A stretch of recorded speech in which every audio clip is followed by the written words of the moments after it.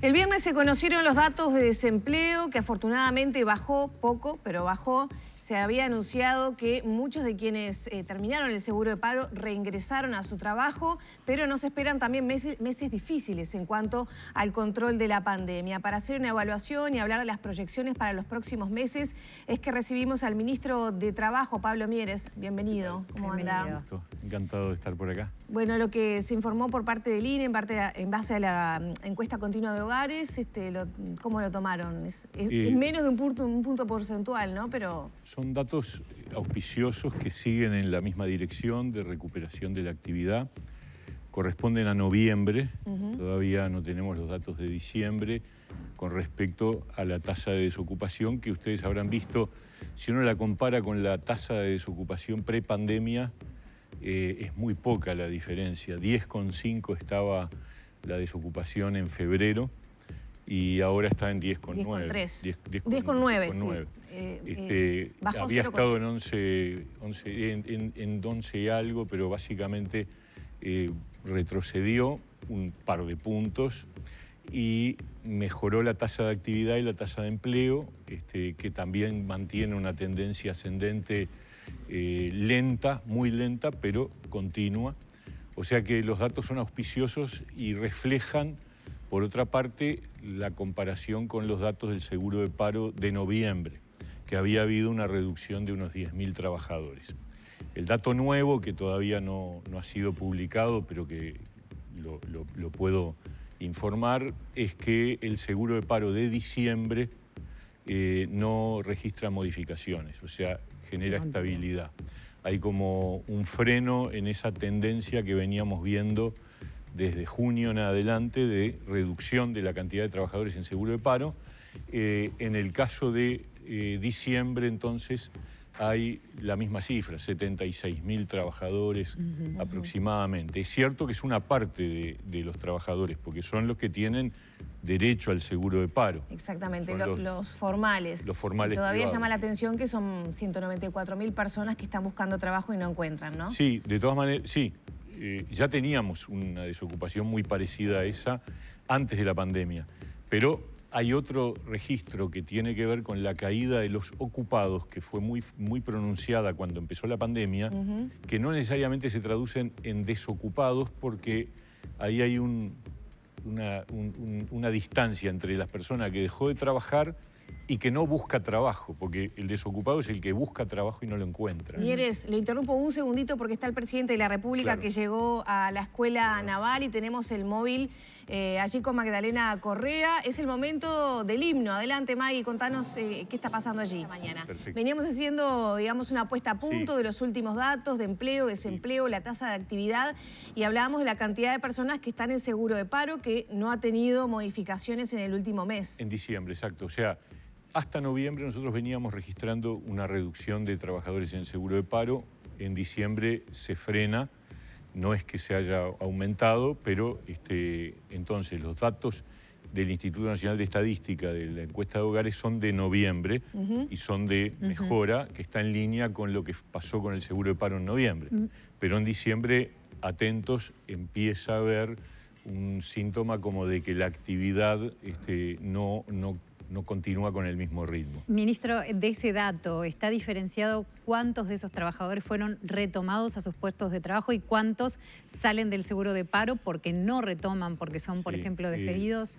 No lo tenemos todavía, porque siempre esa imagen de estabilidad en realidad esconde algunos que salieron, otros que entraron, y a su vez los que salieron, ¿a dónde salieron? Esos registros de movilidad que yo creo que son necesarios para tener una idea más cabal, no lo tenemos para diciembre. En noviembre había un 25% en la reducción de seguros de paro, que eran gente que quedaba desvinculada de su trabajo. 25% de esos 10.000, o sea, un 2.000, 2.500 aproximadamente. la mayoría eran reincorporaciones. Eso era un signo interesante. ¿Y tienen de repente también información acerca de qué tanto impacto en esa vuelta al trabajo tuvieron las medidas, como por ejemplo los incentivos de los 5.000 pesos y de los 8.000 pesos para determinados sectores clave? Eso todavía no lo tenemos. Está en proceso. Seguramente en el correr de esta semana lo vamos a tener, pero todavía no están los datos, porque empezó a funcionar en diciembre. O sea que el procesamiento se está haciendo en este mes de enero y todavía el BPS no completó de procesar la información. Lo que sí tenemos, y es otro dato que muestra cómo cambió la situación de la pandemia, es el incremento muy significativo de un 150% de trabajadores en subsidio por enfermedad por cuarentena. Ahí hay un crecimiento de 10.000 que teníamos en el mes anterior de noviembre, que ya era un crecimiento con respecto a octubre, pasa a 24.000. O sea, ¿En diciembre? En diciembre. En diciembre hubo 24.000 trabajadores que estaban cobrando subsidio por enfermedad, porque ustedes saben que desde marzo mismo tomamos la decisión de que la persona que tenía que dejar de trabajar por cuidarse porque tuvo contacto directo con alguna persona con coronavirus, estaba cubierto por el subsidio por enfermedad. Eso sigue estando vigente y ahora le incorporamos nuevamente la cobertura para los mayores de 65 años. De eso todavía el dato que tenemos no registra modificación porque es muy reciente, pero el de subsidio por enfermedad por cuarentena tiene un incremento muy importante, de 1,5 veces, ¿no? Bien, veníamos hablando de las personas que están dentro del sistema. ¿Qué pasa con los trabajadores informales? ¿Qué cifras se manejan? ¿Se están estudiando algún instrumento para apoyar a ese sector de la población? Yo creo que es un asunto que hay que atender, que estamos atendiendo, pero que probablemente requiera mayor atención, porque en definitiva los trabajadores informales, que eran alrededor de unos 400.000 antes de la pandemia, ahora todavía no tenemos una mirada final sobre cuál va a ser el proceso, pero en general en los procesos de crisis del trabajo la informalidad tiende a aumentar. Exacto. Por lo tanto, es un asunto que tenemos que analizar. Sin duda que están siendo contemplados bajo distintas modalidades, no bajo el rubro trabajadores informales, pero sí los beneficiarios de las asignaciones familiares, que han tenido un incremento de duplicación del beneficio durante varios meses. Las canastas. Las canastas para unos casi 300.000 personas. O sea, las canastas han incluido apoyos alimentarios a casi 300.000 personas distintas, ¿no? Que de repente cobran o reciben el valor equivalente a la canasta durante más de una vez. Y los beneficiarios de tarjeta de Uruguay Social, más lo que fueron algunos subsidios muy parciales vinculados con artistas, autores, en fin, los monotributistas que también recibieron apoyos. Son apoyos focalizados, pero que refieren generalmente a trabajadores que no son formales. Igual es una problemática que quizás se acentuó ahora con la pandemia, pero que ya se venía arrastrando desde antes. ¿En qué tipo de políticas están trabajando de cara a revertir esa situación más allá de la emergencia sanitaria? Bueno, sin duda que un gran desafío que tenemos para adelante es cómo generamos caminos a la formalización. Y para eso lo primero es tener bastante más claro el diagnóstico de quiénes son esos informales y cuáles son las razones por las que permanecen en la informalidad. El incentivo para la formalidad no es fácil de construir porque sin duda que ahí hay una evaluación de cálculo de costo-beneficio de parte del trabajador informal, de qué significa el beneficio de aportar a cambio del costo que significa el aporte, que supone aceptar una reducción de ingresos corrientes, de ingresos permanentes. Pero también creo que esta situación de pandemia genera una imagen de decir, bueno, acá hay trabajadores que tienen cobertura porque son formales y hay otros que por no tener cobertura quedan a la intemperie. Tampoco es una decisión solo del trabajador, ¿no? Muchas veces las empresas también lucran con eso, ¿no? Exactamente, y no son solo trabajadores por cuenta propia, son también muchos de ellos dependientes y dependen también para su formalización de que el empleador esté en línea con dar el paso. De hecho, en ese sentido y también con respecto a otros rubros afectados particularmente por la pandemia, mucho se está hablando de la reducción de los aportes patronales, por ejemplo, que podría llegar a ser un camino. Sí. ¿Qué pasa con eso? Bueno, por eso, instrumentos para la formalización, nosotros todavía no hemos llegado a una conclusión definitiva y uno estudia muchas alternativas. También estamos estudiando otro tema que nos duele mucho y que además es realmente una cifra extremadamente alta y yo diría casi escandalosa para el Uruguay, que es que tenemos más de 1/3 de los jóvenes de 18 a 24 años que buscan trabajo que no consiguen trabajo. Es una cifra muy alta, es de las más altas de América Latina en términos comparados. En general, el desempleo juvenil es alto en todas partes del mundo porque forma parte de esa zona de debilidad de la fuerza de trabajo, pero en Uruguay estamos en una cifra muy, muy importante y por eso queremos construir algún mecanismo, porque ha habido 2 leyes de empleo juvenil con un impacto muy, muy pequeño. Entonces, lo cual prueba 2 cosas. Una, que tenemos que seguir buscando. 2, que no es tan fácil resolver ese problema, porque uno no puede decir lo anterior no tuvo la intención de resolverlo, pero no lo resolvieron. Entonces estamos buscando qué alternativas vamos a proponer.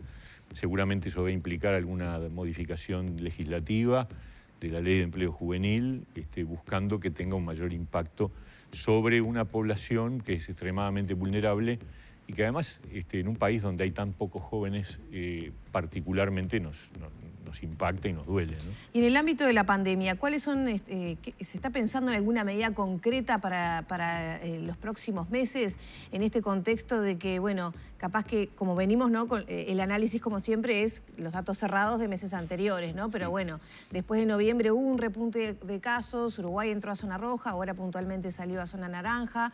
Hay advertencia de varios científicos de diferentes sectores que piden medidas más restrictivas de la circulación y el miedo de todo eso es la pérdida del trabajo, ¿no? Claro, exactamente. Por eso ahí hay un problema de equilibrios, ustedes lo saben bien. Es un dilema muy complejo, el famoso tema del equilibrio entre el manejo de las perillas, ¿no? De la perilla de la salud, la perilla de la economía, la perilla de lo social y obviamente lo laboral es muy, muy sensible, muy susceptible a una situación de restricción. Entonces, el tema es que a su vez la salud manda y si la salud obliga a la restricción, yo creo que el dato de diciembre de freno de la salida, de la caída del seguro de paro está relacionado con el incremento de los casos, indudablemente, porque veníamos incluso en una línea de reducción y además con la expectativa de que en diciembre, enero, febrero podía haber una zafra turística que ustedes saben ha quedado muy, muy reducida a su mínima expresión. Entonces, el equilibrio, yo no tengo los elementos, porque además no me compete a mí tomar las definiciones, por lo menos unilateralmente. Yo soy parte de un equipo que está evaluando todo el tiempo, dirigido por el presidente de la República, cuáles son las definiciones en materia de actividad en lo que tiene que ver, y eso repercute directamente con la actividad económica y productiva y laboral. Y bueno, obviamente lo primero es asegurarnos que el Uruguay camine por un sendero de seguridad sanitaria. O sea, ¿en el gobierno se está analizando medidas más restrictivas de la circulación para los próximos meses? Bueno, no estamos en este momento discutiendo esas circunstancias, más allá de las medidas que se tomaron el 6 de enero, ¿no? De eso hace 12 días. Yo creo que en algún momento de los próximos días llegará el tiempo de la evaluación y habrá que medir si la evolución de la pandemia amerita otras medidas o no. En paralelo está todo el tema de la consecución de la vacuna y del acceso del país a las posibilidades. Ustedes habrán visto, es bien complicado en el mundo entero el acceso a la vacuna. Y el tiempo que va a llegar una vez que va a llevar, inevitablemente. Absolutamente, yo creo que eso es lo otro que hay que transmitir con mucha fuerza. No llegó la vacuna y ya está. Ahí está. Exacto. Porque la sensación es que el riesgo que existe es que haya una mala interpretación. Llega la vacuna y se solucionó el problema. No. Sí. Miren, Estados Unidos está vacunando y tiene un problema gigantesco. Y hasta llegar a la Alemania... inmunidad de rebaño van a pasar muchos meses. No hay una voz del mundo científico que diga eso, ¿no? Exacto. Siempre el mensaje es que es algo más y sobre todo a mediano y largo plazo. ¿Hay digamos, un bolso de medidas de plan B por si hay que digamos, ajustar la circulación nuevamente? Bueno, ¿El Ministerio de Trabajo tiene...? Hemos hecho ajustes ya, ¿no? De hecho, el Ministerio de Trabajo volvió a funcionar en modalidad marzo, ¿no? Mandamos a todos los trabajadores que se podían mandar al teletrabajo y mantuvimos un nivel de atención a la ciudadanía que hay que mantenerlo, pero con el mínimo de disponibilidad de funcionarios. Y en ese sentido, esos movimientos que... Doy el ejemplo del Ministerio de Trabajo, pero podemos hablar de cualquier sector de actividad. El tema es que a su vez la restricción de un sector de actividad implica medidas de sostén, porque ese es el difícil equilibrio. Y las medidas de sostén suponen disponibilidad de recursos y a su vez los recursos tienen que tener como mirada un escenario de futuro previsible. Porque cuando uno escuchó algunas demandas de gasto con una mirada puesta en tantos meses y pasaron los meses y siguió habiendo el problema y tú cuando te metes en una respuesta que implica recursos tenés que tener un horizonte de temporalidad que te permita mantener los recursos o que esa situación que obliga a disponer de esos recursos cese. Y hoy no tenemos esa certeza, ¿no? Ese es un problema serio para cualquier gobierno, ¿no? No para el uruguayo en particular, para todos los gobiernos del mundo. A propósito del teletrabajo, según la última medición del INE en noviembre, había un 9% de teletrabajo, lo cual significa un crecimiento con respecto a meses anteriores, pero no en el momento de mayor cantidad de teletrabajo que, si mal no recuerdo, andaba al 19%, o sea, bajó de forma marcada. Y bajó porque, claro, primero, a ver, el teletrabajo tiene una tendencia continua, más allá de la pandemia, a un incremento porque es una modalidad de relación laboral que, debido al avance tecnológico, a las posibilidades que la tecnología brinda, va a crecer.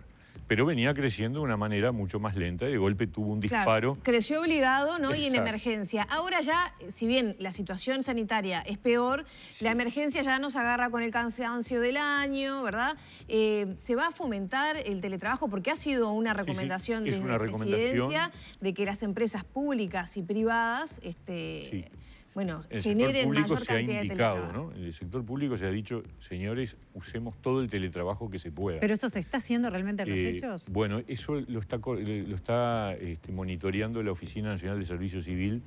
La primera etapa de diciembre, mitad de diciembre, había un resultado bastante menor del esperado. Yo no sé ahora se mezcla también con el tema de las licencias, o sea que es muy difícil de establecerlo, pero obviamente el objetivo tiene que ser desarrollar el teletrabajo al máximo posible. En el sector privado es una exhortación y nosotros no tenemos forma de medirlo, porque tendríamos que tener una especie de encuesta continua empresarial para saber este dato que el INE lo saca a través de la encuesta continua de hogares, pero nosotros no tenemos forma de saber cuántos puestos de trabajo realmente permiten el teletrabajo, que sería la única forma de decir a una empresa, mire, usted está haciendo menos teletrabajo del que podría. No lo tenemos, porque tendríamos que estudiar los puestos de trabajo. Y casi que empresa por empresa, exacto, porque cada caso... es imposible. Entonces, lo que hacemos es exhortar. Y no más que eso. En esa línea, ministro, ¿qué está pasando con las inspecciones del cumplimiento de las medidas y protocolos de seguridad sanitaria justamente en las empresas en las que se está trabajando más en forma presencial? Hay una actividad intensa que se ha mantenido todo el año. Yo creo que eso mucha gente de pronto no lo sabe, pero es importante decirlo. La inspección de trabajo en el Uruguay, a diferencia de buena parte de América Latina, no cesó nunca de cumplir con su función de contralor sobre justamente el cumplimiento de las normativas laborales. Cartelería, alcohol en gel, toma de temperatura, distanciamiento físico. Lo mantuvimos hasta en el momento del mayor freno de actividades y obviamente se mantuvo y se intensificó a partir de noviembre, cuando en coordinación con el Ministerio de Salud Pública entendimos que había que controlar con mayor firmeza el tema de la salud y la seguridad en los lugares de trabajo. Y la verdad que los resultados no fueron satisfactorios, porque encontramos alrededor del 60% de empresas que tenían algún grado de incumplimiento. Obviamente los incumplimientos son de muy diversa naturaleza y calibre. Hay algunos incumplimientos que son más formales, por ejemplo, no tener un documento con el protocolo a la mano o a la vista, o cartelería. Otros, como el uso del tapabocas, el distanciamiento, etcétera, esos son mucho más sustantivos y ahí el porcentaje de incumplimiento era menor. Pero de cualquier manera estamos en una situación que no es la que uno le gustaría. Sí es verdad que cuando hacemos segunda vuelta, después de la primera visita en los lugares donde se va a chequear, el porcentaje de cumplimiento a raíz de la primera visita está arriba del 90%, o sea que ahí sí hay una corrección. De todas maneras, hemos cerrado algunos lugares de trabajo por no cumplir con los protocolos. ¿Cuántas clausuras aproximadamente? Yo no lo tengo ahora arriba en la cabeza, pero ha habido más de una, ¿no? Hubo algún caso, me acuerdo, son situaciones extremas donde tiene que haber el call center, por ejemplo, es la realidad. O sea, lo que uno va y dice, bueno, señores, ustedes no están cumpliendo esto, se inicia un expediente que culmina en general con la aplicación de multas, pero cuando la situación es extrema, claro. Hubo otro caso de gente que hacía alarde de no cumplir con las medidas, porque estaba en esa postura medio negacionista. Bueno, ahí claro. Se cerró también, ¿no? Ministro, hay otro tema también muy sensible. Estamos en un periodo puente con respecto a lo que es salario. Hubo un aumento del 3% en enero, que ya estaba fijado con anterioridad, pero estamos de cara a una nueva negociación de consejos de salarios. ¿Cómo va a ser el tema? ¿Se espera que se pueda realizar en las condiciones, digamos, normales o habituales, como se realizaba prepandemia? Lo primero es analizar un poco cómo funcionó la octava ronda. Nosotros establecimos un acuerdo en el Consejo Superior Tripartito con las dos partes que permitió un periodo puente de un año. Por eso, como tú bien decís, el 30 de junio vence la enorme mayoría de los consejos de salarios y por lo tanto a mitad de año vamos a tener que iniciar la novena ronda, que esperemos que sea en condiciones de mayor normalidad. Cuando me refiero, ¿todavía eso no está definido? Y todo depende de cómo evolucione la pandemia, porque las circunstancias que llevaron al periodo excepcional de un año fue la situación de pandemia y bueno, esperemos que sí, que en julio ojalá estemos en otras condiciones. ¿Y a qué me refiero con normalidad? Bueno, a que la ronda sea abierta, con apertura de todas las mesas y las distintas bandejas, subsectores, etcétera, y que sean por acuerdos por una duración de 2 años o 3, como en general ocurría. Quiero sí destacar que a pesar de todo, en 2 sectores muy importantes se lograron acuerdos separados del puente y de mayor duración. Estoy hablando nada más ni nada menos que de la construcción, 3 años, y de la salud, 2 años. O sea que hubo también logros muy importantes a pesar de la situación de dificultad en la que se vivió. Con respecto al periodo puente, lo que conviene decir es que nosotros mantuvimos para el primer paso del puente, que fue el 1 de julio del año pasado, el criterio de la séptima ronda. Se hizo un correctivo por inflación, con lo cual los trabajadores siguieron manteniendo, desde el punto de vista de su poder adquisitivo, la misma lógica que venía de la séptima ronda. Y en esta segunda parte del puente, la que se disparó el 1 de enero, en realidad el aumento era nominal, no era por inflación, era nominal del 3%, pero resultó que la inflación ocurrida en los 6 meses fue menor del 3%. 2,4 más o menos. Exacto, con lo cual el aumento que se dio a los trabajadores formales que no estaban en situaciones de mayor debilidad, porque en los casos que había situaciones de mayor afectación, el aumento se prorrogó para el 1 de abril, pero más del 80% de los trabajadores, ese 3% implicó la recuperación e incluso un poquito por encima de la pérdida que se había generado en esos 6 meses. O sea, se mantuvo la misma lógica que ha tenido el mecanismo desde hace ya varios años, de la época del gobierno anterior. Ahora, sí, al final del puente lo que está previsto es una pérdida del poder adquisitivo del salario en la medida que se ajusta por inflación, pero se le restan los puntos de Producto Bruto Interno que se hayan perdido en el 2020, que todavía no los tenemos, lo vamos a tener en abril. Pero ahí, al mismo tiempo, arranca la 9ª ronda, con lo cual habrá oportunidad de discutir y de negociar. Pero Ministro, eso con respecto a algunas afirmaciones muy fuertes que se han hecho sobre pérdida rotunda, salarial. Bueno, la pérdida, a mí me parece importante explicar esto, porque en el tiempo del gobierno anterior también se producía un plano inclinado en el nivel adquisitivo del salario, que ocurría porque se le daba un aumento a cuenta, pero la inflación siempre superaba lo que era previsible, y entonces, en la medida que los meses pasaban, el poder adquisitivo del salario iba en un plano inclinado lento hasta que llegaba al semestre y entonces ajuste por inflación. Y volvía a 100. Eso mismo es lo que hicimos este año, en las dos veces, en julio y ahora en enero. Entonces, para los que hablan de pérdida de poder adquisitivo del salario, en todo caso, sabemos que va a ocurrir en julio, pero no hasta ahora, ¿no? Ya tenemos que cerrar, así que voy a ser mala porque le dejo unos instantes. El sector turístico, se van a prorrogar los estímulos que se dieron, la temporada, bueno, ha sido dispar, no tenemos, como ya se sabía, ¿no?, el ingreso de extranjeros. Ese sector específico, ¿cómo se comportó en materia de desempleo, seguro de paro y qué instrumentos se piensan prorrogar o crear para ello? El sector turismo está distribuido en distintos sectores de actividad. Yo no tengo el dato desagregado todavía por sectores de actividad el caso del seguro de paro en diciembre, a pesar de que nosotros habíamos generado mecanismos de promoción a la contratación para el sector turístico, el beneficio de los 8.000 pesos que ustedes mencionaban, no sabemos cómo ha funcionado, pero está claro que tenemos una temporada turística. También específicos para guías turísticos. Eso se otorgó, un beneficio específico para los guías turísticos que obviamente fueron afectados de una manera muy radical, ¿no? Sí. Muchísimas gracias, ministro. Gracias. Un gusto, encantado. Cerramos por aquí entonces con el ministro de Trabajo y Seguridad Social, Pablo Mieres.